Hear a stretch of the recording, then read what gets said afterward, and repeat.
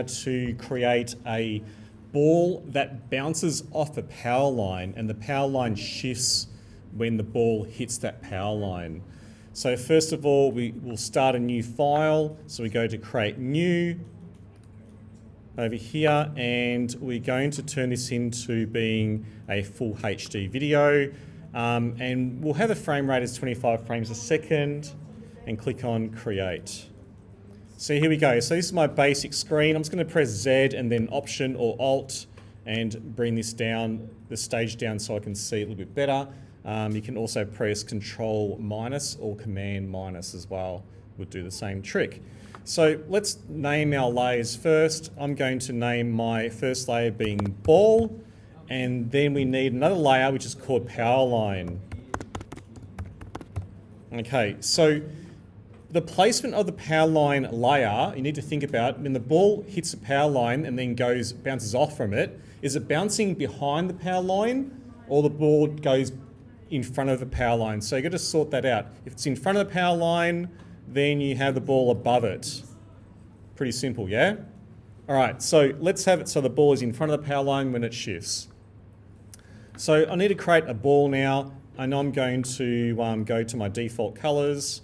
Fill, I'm going to have my ball being, let's say, a red color, and the stroke is going to be none.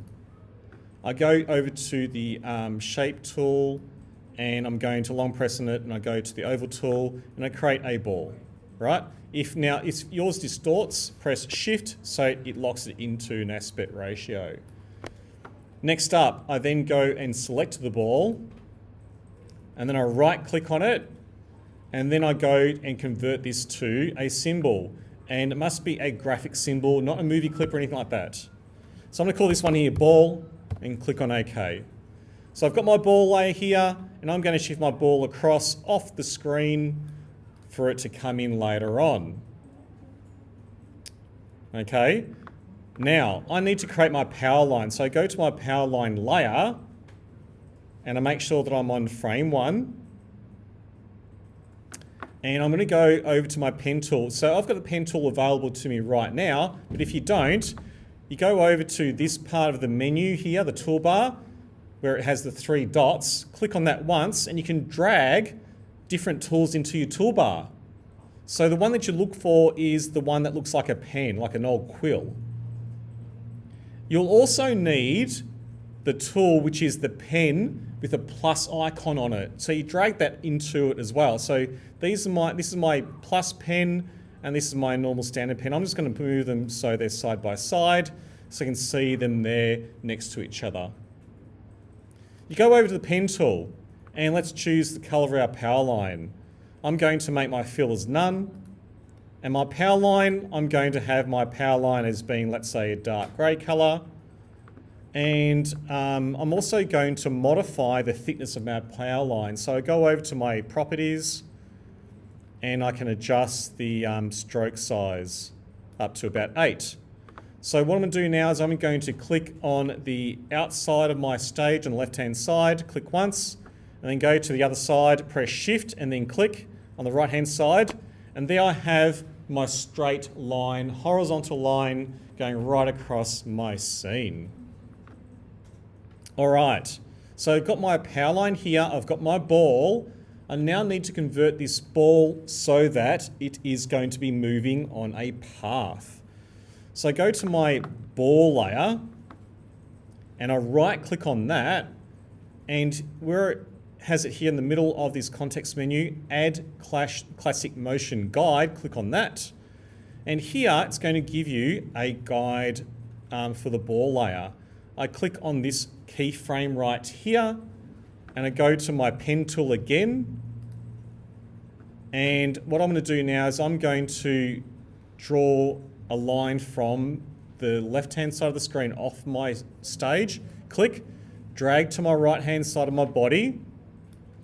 I then come around over here. Now it needs to go beyond the power line because the ball is going to shift below the power line and move the power line. So I click and then drag the ball this point down like this, like that. And then I go and click on this middle anchor, click once, And then I'm going to now bring my ball over so that it comes off the off my screen. So here we go. That is my path the ball's going to make. I notice here that I've only got one frame. So if I click on this keyframe here and press Shift and then click on this other two keyframes below, if I press F5, I can extend timeout. And I'm going to extend my timeout to, let's say, 40 frames, which is cool so far. Now, I want this ball to move now.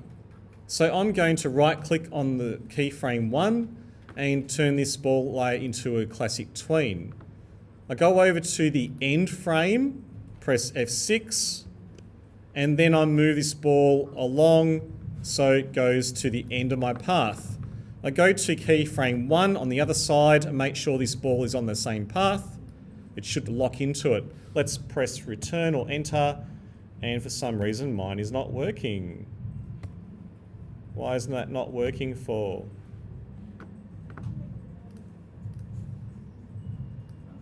Here we go. I don't think it was connected. Something was not right there. Let's see if that's going to work. Here we go. So the ball is now bouncing in a spot where the power line should be moving. Yeah? So now, let's go and animate this power line itself.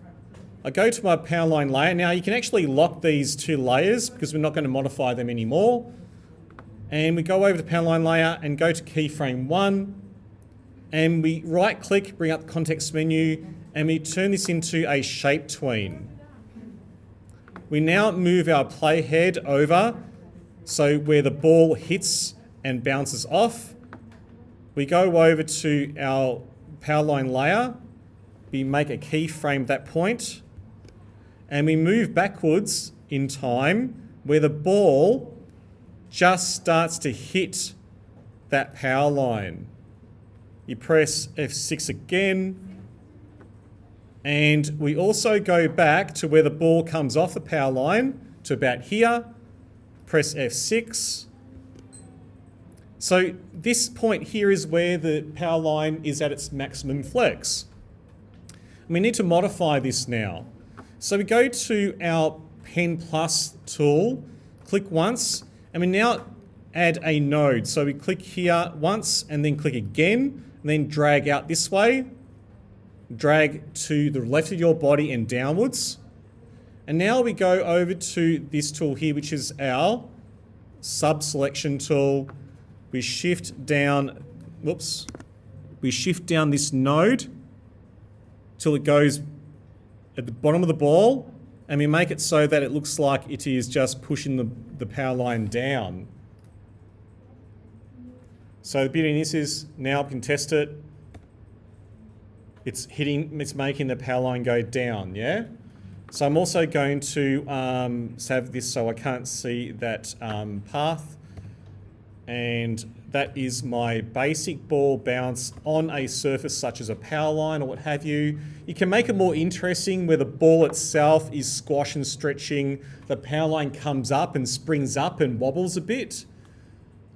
And that improves the animation itself. Okay, thank you. Bye. Please subscribe, hit the like and bell button. See ya. Bye.